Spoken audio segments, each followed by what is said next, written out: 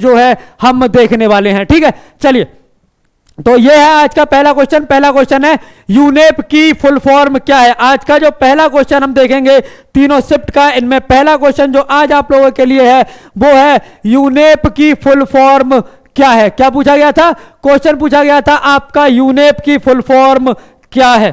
ठीक है, किसकी? यूनेप की फुल फॉर्म क्या है। जिन बच्चों को पता है कमेंट में लिखकर बताइए यूनेप की फुल फॉर्म क्या हो जाएगी। ठीक है,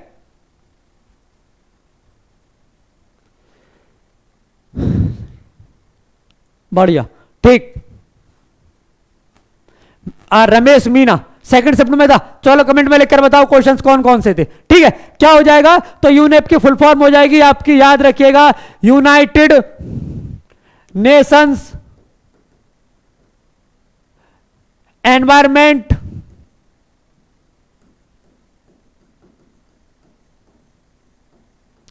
प्रोग्राम। ये क्या है? ये हो जाएगी आपकी यूनेप की फुल फॉर्म। क्या हो जाएगी?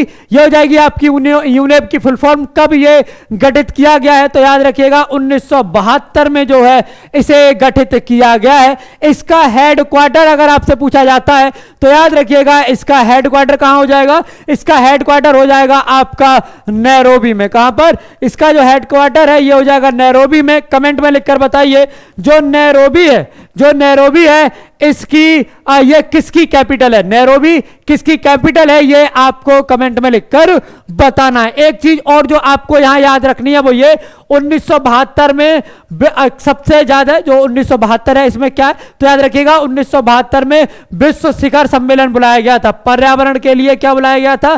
पर्यावरण के लिए जो है विश्व शिखर सम्मेलन। विश्व शिखर सम्मेलन जो है ये बुलाया गया था। ये आपको याद रखना है कब? 5 जून को। कहां पर? तो याद रखिएगा स्टॉकहोम में। कहां पर? स्टॉकहोम में जो है इसे बुलाया गया था। स्टॉकहोम किसकी राजधानी है? ये भी कमेंट में लिखना है। और इसी के बाद 1973 को 5 जून से क्या मनाया जाने लगा? तो याद रखिएगा विश्व पर्यावरण दिवस। क्या मनाया जाता है? विश्व पर्यावरण दिवस मनाया जाता है। ये आपको याद रखना है। कमेंट में लिखकर बताओ यूनेस्को की फुल फॉर्म लिख दो और यूनेस्को का हेडक्वार्टर कहां है कमेंट में लिखकर बताओ। ठीक है, यूएन का हेडक्वार्टर कहां है ये भी आपको कमेंट में लिखकर बताना है। भारत तिब्बत का दर्रा पूछा था, वो हो जाएगा सिपकिला। भारत और तिब्बत को जो जोड़ता है वो कई है, एक तो आपके उत्तराखंड में भी है, हिमाचल प्रदेश में भी है। तो कहां से पूछा था ये आपको बताना है। हिमाचल प्रदेश और उसे जोड़ता है सिपकिला। तो ये आपको याद रखना है। ठीक है, चलिए अगला क्वेश्चन क्या है? शक्ति का कौन सा सूत्र सही है? ऑप्शन में दिया था P बराबर B²/R। क्या दे रखा था? ऑप्शन में था आपका P बराबर B²/R। तो ये आपको याद रखना। स्टॉकहोम स्वीडन और आपका याद रखिएगा नैरोबी है केन्या की। अच्छा, स्वीडन से एक चीज और याद आई, इससे कमाल की बात है अभी तक क्वेश्चन नहीं पूछा गया पर एग्जाम अभी खत्म नहीं हुआ है और इससे क्वेश्चन पूछा जाएगा। अच्छा बताओ नोबेल पुरस्कार के बारे में। क्या बताना है? बताना है नोबेल पुरस्कार के बारे में। पहली बात यह बताओ कब से यह प्रारंभ हुआ है।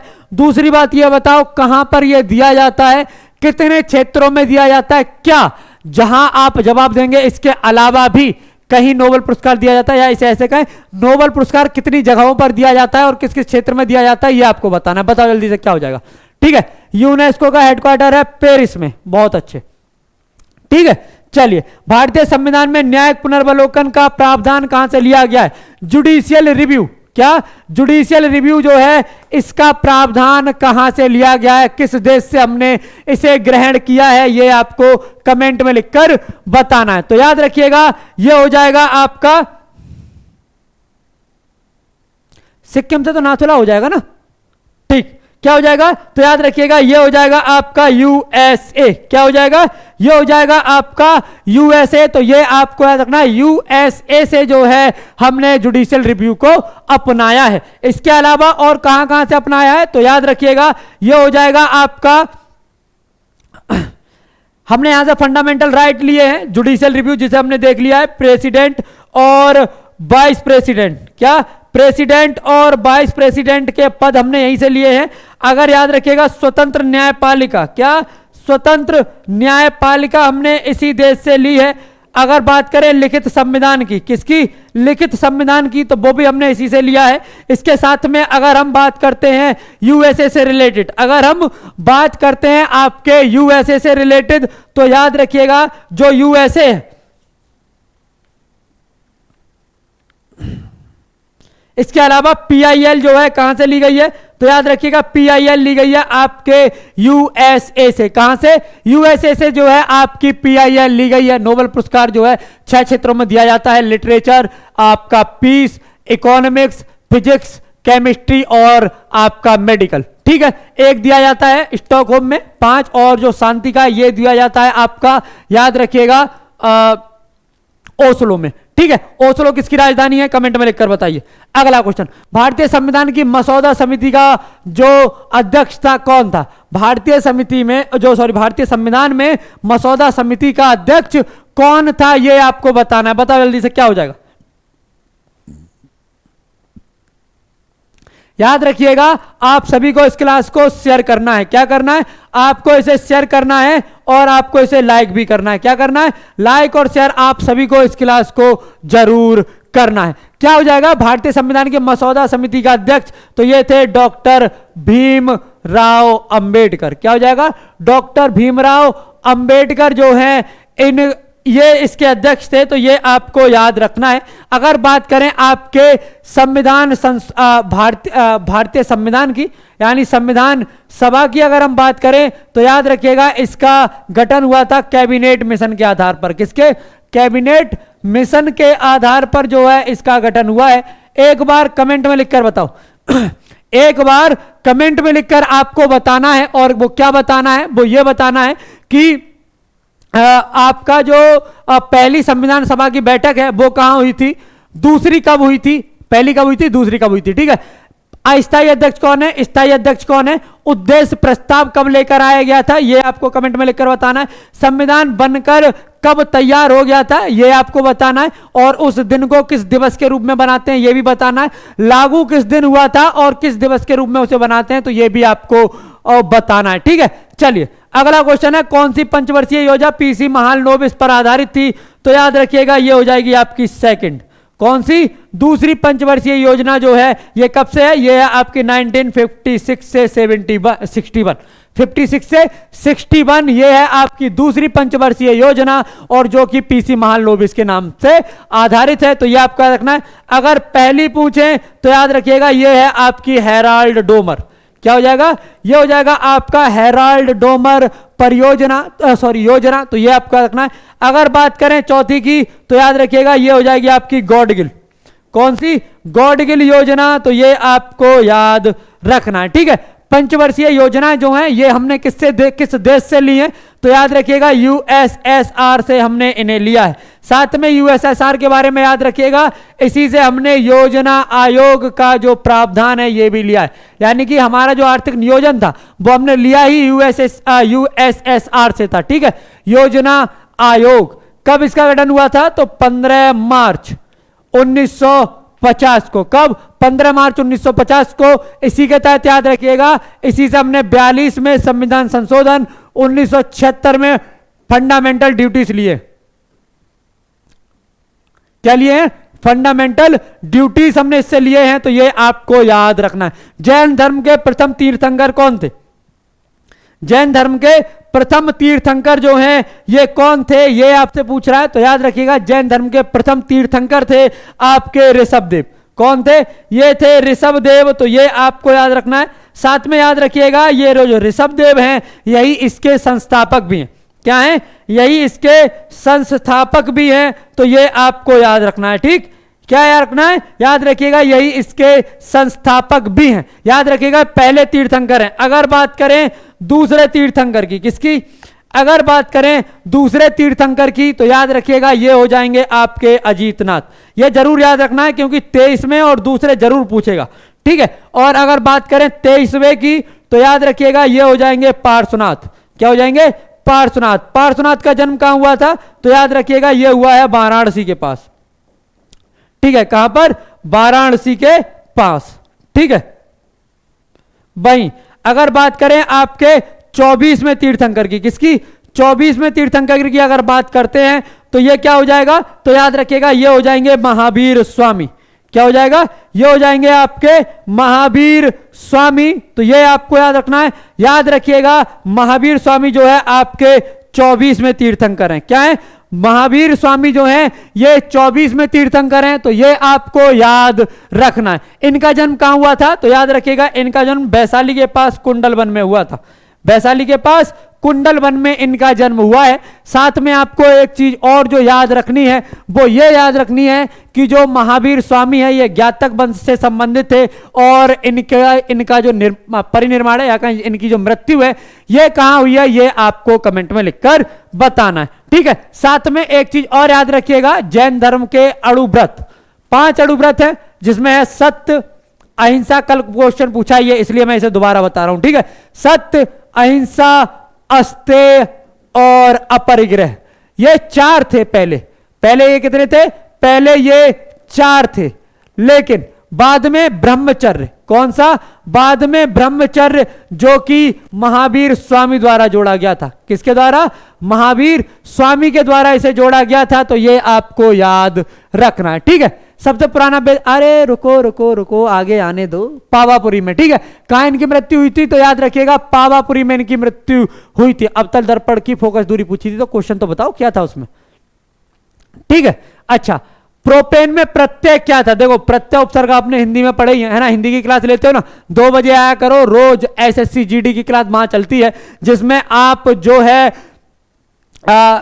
जिसे कह सकते हैं आपका हिंदी और जीएस दोनों की क्लास जो है उसमें बेसिकली जो प्रीवियस ईयर के पेपर है वो हम 2 बजे सॉल्व कर रहे हैं, तो उसमें आपको जरूर आना है। अगर बात करें प्रोपेन के प्रत्यय की तो याद रखिएगा इसमें जो प्रत्यय है वो है एन और जो आपका उपसर्ग हो जाएगा ये हो जाएगा आपका प्रोप। उम्मीद है यही क्वेश्चन हो।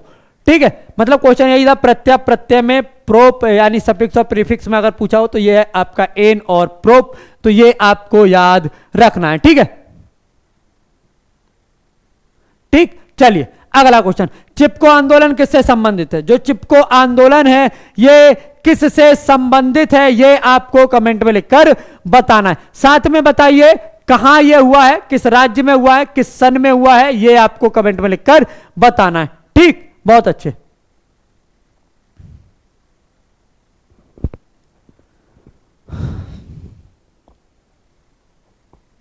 ऑप्शन क्या थे,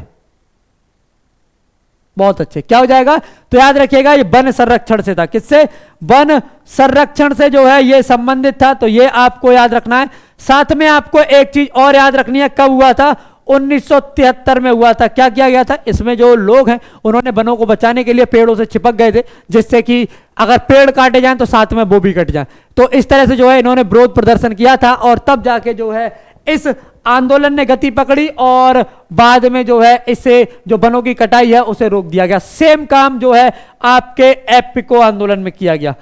किसमें, सेम आपके एपिको आंदोलन में किया गया। ये हुआ है कर्नाटक में, और कब, तो याद रखिएगा 1983 से 89 के बीच ये हुआ है। तो ये आपको याद रखना है। ये कहां हुआ है, ये हुआ है चमोली डिस्ट्रिक्ट में। कहां पर, चमोली जिला में ये हुआ है। और चमोली जिला कहां पर, तो याद रखिएगा उत्तराखंड। चमोली जिला किसका, तो उत्तराखंड का जो चमोली जिला है उसमें ये हुआ है। तो ये आपको याद रखना है। ठीक, अच्छा, मेंडलीव की आवर्त सारणी जो है जर्मन पत्रिका में कब प्रकाशित हुई। मेंडलीव की आवर्त सारणी जो है जर्मन पत्रिका में कब प्रकाशित हुई है, ये आपको कमेंट में लिखकर बताना है। बताओ जरा कहां जो है ये प्रकाशित हुई है। तो याद रखिएगा जो मेंडलीव की आवर्त सारणी है ये प्रकाशित हुई है 1972 में। 1972 में प्रकाशित हुई है। अगर इसकी खोज की बात करें, किसकी, अगर इसकी खोज की बात करें तो याद रखिएगा ये हो जाएगा आपका 1869 और प्रकाशित हुई है 1872 में। प्रकाशित कब हुई है, तो याद रखिएगा, सॉरी 1772 में, माफी चाहता हूं। कब ये हुई है, 1772 में। और ये खोज कब हुई है? तो 1769 में, याद रखिएगा। प्रकाशित 1772, और अगर बात करें खोज की तो ये इन्होंने किया है 1769 में। तो ये आपको याद रखना है। अच्छा, आवर्त सारणी में बहुत से क्वेश्चन हैं जो आपके एग्जाम में पूछे गए हैं। अच्छा ये बताओ, एक क्वेश्चन इस तरह से पूछा गया था, पता नहीं पूछा गया या नहीं, कि जो मेंडली जो आधुनिक आवर्त सारणी है उसके 7वें आवर्त में कुल कितने तत्व हैं? जरा बताओगे 7वें आवर्त में कुल कितने तत्व हैं? किसके? आपको बताना है आवर्त सारणी के 7वें आवर्त में। जरा बताओ, ये क्वेश्चन था और था तो इसका आंसर क्या था? बताओ जल्दी से। अरे कभी कभी गलती से निकल जाता है, तुम तो कतई कान ही पकड़ लेते हो यार। ठीक, बढ़िया, बहुत अच्छे, ठीक, राधे राधे। चलो आवर्त सारणी के बारे में देख लेते हैं। देखो पहला जो 1769 है, इसमें सबसे पहले मेंडलीव ने इसकी खोज की थी। याद रखिएगा, मेंडलीव की ने इसकी खोज की, इसके कारण जो आवर्त सारणी का जनक है ये मेंडलीव को कहा जाता है। एक क्वेश्चन आपसे पूछा गया था कि मेंडलीव की जो आवर्त सारणी है ये फेल क्यों हुई? तो ये हुई क्योंकि इसमें समस्थानिकों, किसका? समस्थानिकों के लिए जो है स्थान निश्चित नहीं था।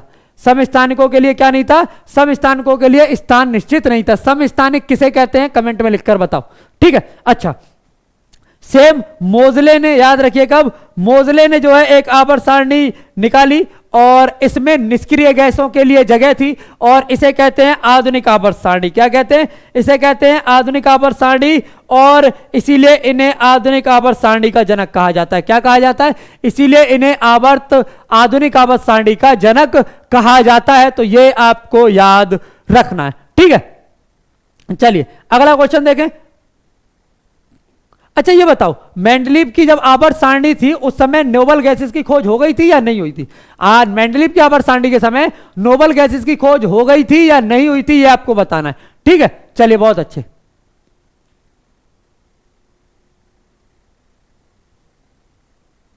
ओके, चलो पहले इसका जवाब दो। क्वेश्चन है 1996 में पंचायती राज के लिए एक्ट लाया गया, उस एक्ट का नाम क्या? क्या पूछ रहा है?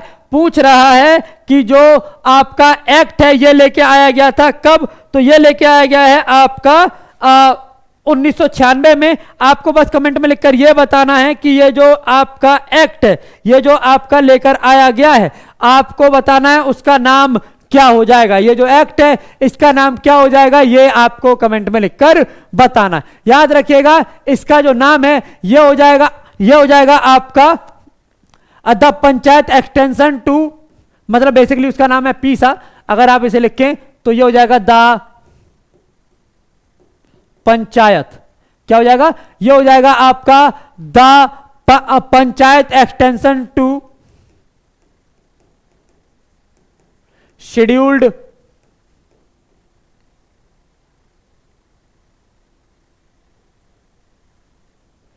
एक्ट 1996, ये हो जाएगा। तो ये आपको याद रखना है, ठीक है।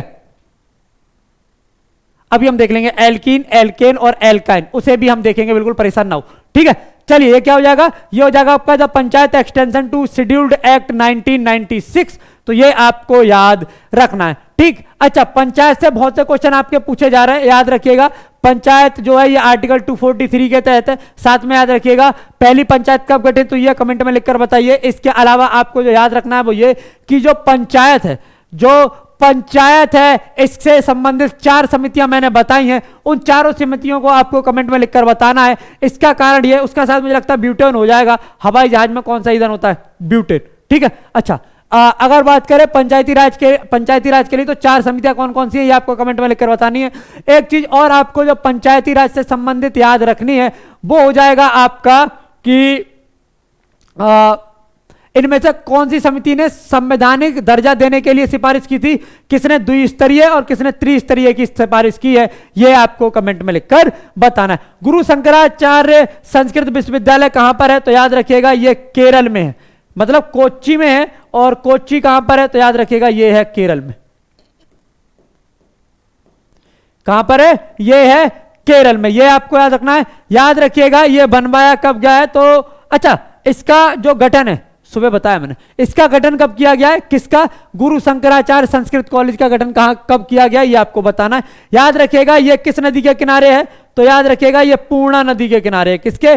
पूर्णा नदी के तट पर जो है ये बसा हुआ है, तो ये आपको बताना है। आपको बस ये बताना है कि ये कब गठित किया गया था, क्योंकि ये क्वेश्चन महत्वपूर्ण है, आपके एग्जाम में ये पूछे जाने की संभावना अधिक है। ठीक है, स्वामी नारायण द्वारा पहला स्वामी नारायण मंदिर कहां स्थापित किया गया?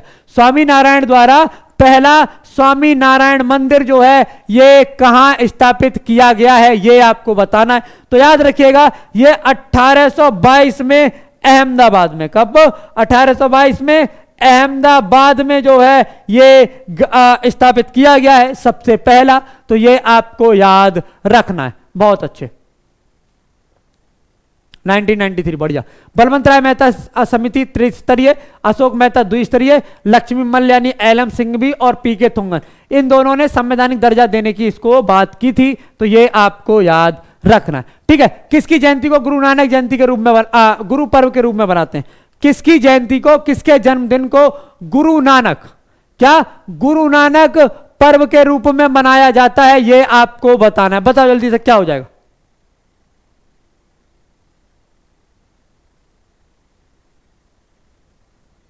सबसे छोटा जिला उसका है कन्याकुमारी। तमिलनाडु का सबसे छोटा जिला कन्याकुमारी है। ठीक है, बढ़िया। क्या हो जाएगा? तो ये हो जाएगा आपका गुरु नानक जयंती।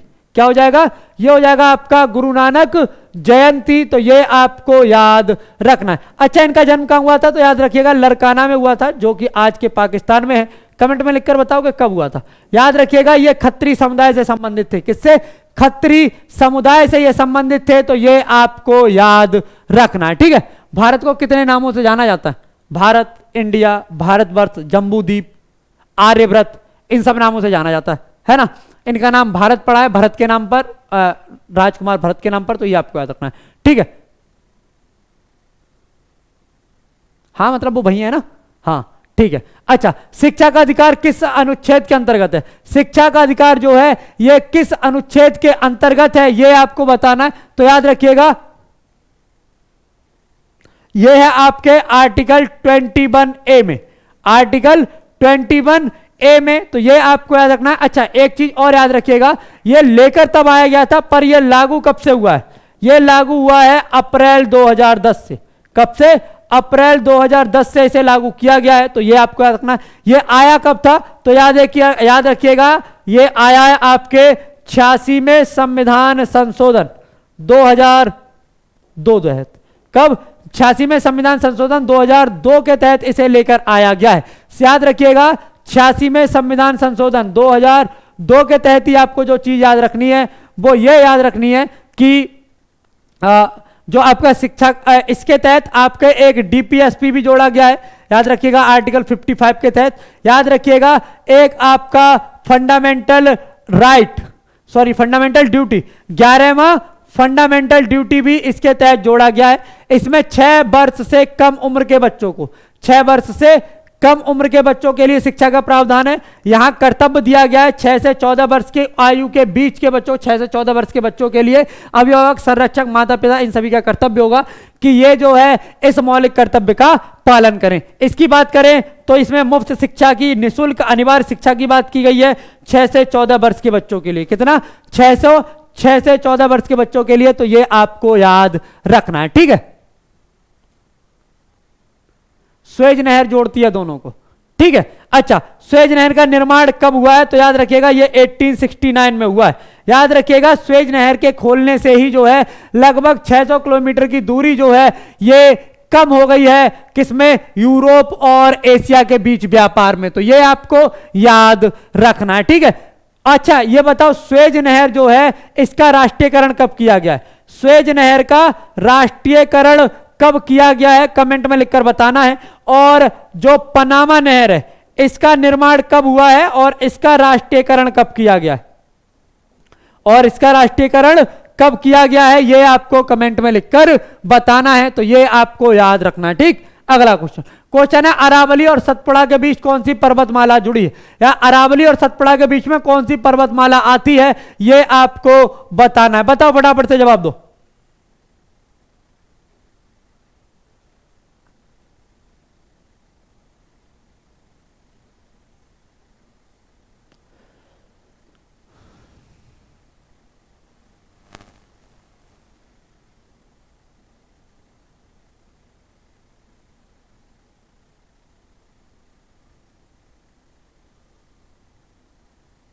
ये क्या है, मान लो ये अपना भारत है, ठीक है, मान लो बिल्कुल ऐसा नहीं है, थोड़ा बहुत लगभग लगभग वैसा ही है, ठीक है। अच्छा, 1956 में राष्ट्रीयकरण किया गया था, उसका 1999 में किया गया है, ये आपको याद रखना है, ठीक है। अच्छा बताओ, पनामा नहर किन किन महासागरों को जोड़ती है? पनामा नहर किन किन महासागरों को जोड़ती है? याद रखिएगा, ये क्या है, ये है हिमालय, क्या है, ये है हिमालय, ये क्या है, तो याद रखिएगा ये है अरावली, क्या है, ये हो जाएगा आपका अरावली, ठीक। तो ये आपको याद रखना है, ये क्या हो जाएंगी, ये हो जाएंगी आपकी अरावली, ये आपको याद रखना है। याद रखिएगा ये क्या हो जाएंगी, ये हो जाएंगे आपके विंध्य, ये हो जाएंगे आपके सतपुड़ा, ये हो जाएंगे आपके वेस्टर्न घाट, और ये हो जाएगा आपका पूर्वी घाट। क्या हो जाएगा, ये हो जाएगा पूर्वी घाट। दोनों मिलते कहां पर हैं, तो याद रखिएगा नीलगिरी की पहाड़ियों पर, ठीक है। ये और ये क्या हो जाएगा, ये हो जाएगा आपका ईस्टर्न हिमालय, ठीक है। क्या हो जाएगा, ये हो जाएगा आपका ईस्टर्न हिमालय, ये आपको याद रखना है, ठीक है। समझ गए ना, बहुत बढ़िया।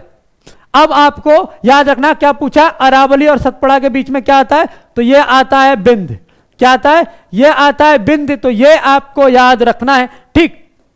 चलिए अगर बात करें तो ये पूरा यहां तक ये क्या है, तो याद रखिएगा ये पूरा है आपका हिमालय, ठीक है। ये है आपका अरावली, ये है आपका बिंद, ये है सतपुड़ा, ये पश्चिमी घाट, ये पूर्वी घाट। इसकी सबसे ऊंची चोटी तो याद रखिएगा अरमाकोंडा, कौन सी सबसे ऊंची चोटी हो जाएगी इसकी, अरमाकोंडा। अगर बात करें इसकी तो ये इसकी क्या हो जाएगी, अनाईमुड़ी, ठीक।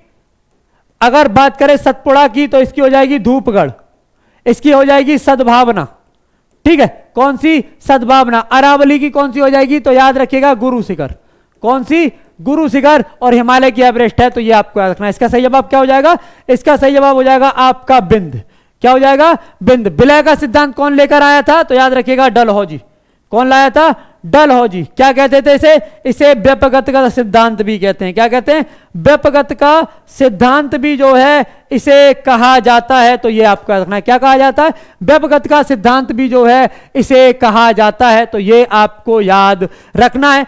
कब से कब तक ये भारत में रहा है, 1848 से 56 तक ये भारत में रहा है, याद रखिएगा। इसी के समय में पहली रेल चली थी और इसी के समय में पहला तार, ठीक है, पहली रेल पहला तार इसी के समय में चला है, तो ये आपको याद रखना है, ठीक है। विलय की नीति, हड़प नीति, डॉक्ट्रिन ऑफ लैप्स, व्यपगत का सिद्धांत, ये आपको याद रखना है, ठीक है।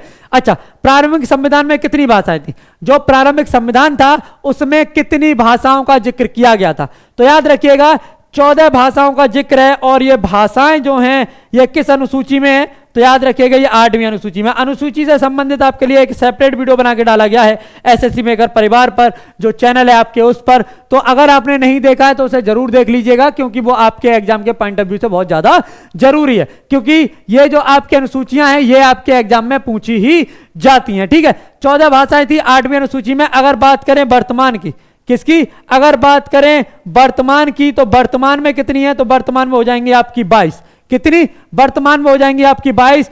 कौन सी कब कब जोड़ी गई है, तो याद रखिएगा 1967 में जोड़ी गई है सिंधी, कौन सी, 1967 में जोड़ी गई है सिंधी। याद रखिएगा 1992 में जोड़ी गई है आपकी कोंकणी। एक क्वेश्चन पूछा है, कोंकणी जो है किस राज्य की, किस राज्य की राजकीय भाषा है कोंकणी, कमेंट में लिखकर बताइए। कोंकणी, नेपाली और मणिपुरी, यह आपको याद रखना है 1992 में। बात करें 2003 की, तो यहां जोड़ी गई है बोडो, डोंगरी, मैथिली और संथाली। ये टोटल 8 भाषाएं और जोड़ी गई हैं, जो कि वर्तमान में कर देती हैं अब आपको 22 भाषाएं, 21, 71 और 92। चलो ठीक, अगला, हिमाचल व जम्मू को कौन सा दर्रा जोड़ता है, हिमाचल प्रदेश और जम्मू को जो है कौन सा दर्रा आपस में जोड़ता है, तो याद रखिएगा ये हो जाएगा आपका बनिहाल दर्रा।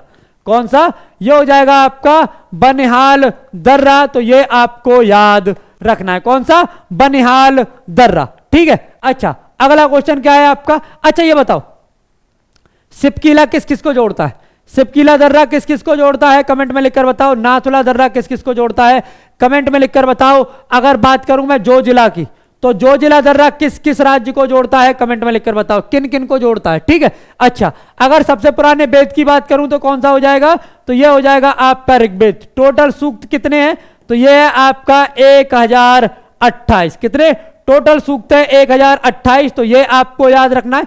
एक चीज और जो आपको याद रखनी है ऋग्वेद के बारे में, इसमें एक नदी है सरस्वती, जिसको देवी तमा, माते तमा जो है नदी तमा कहा गया है, मतलब नदियों में श्रेष्ठ, देवियों में श्रेष्ठ, माता में श्रेष्ठ, ठीक है। तो ये आपको याद रखना है। इसमें गंगा यमुना का जिक्र भी, यमुना का 2 बार, गंगा का 1 बार आया है, ये आपको याद रखना है, ठीक है। अगर बात करें आपके ऋग्वेद की, तो इसमें कौन से मंडल में जो है विश्वामित्र ने गायत्री मंत्र की जो है रचना की है, कमेंट में लिखकर बताओ।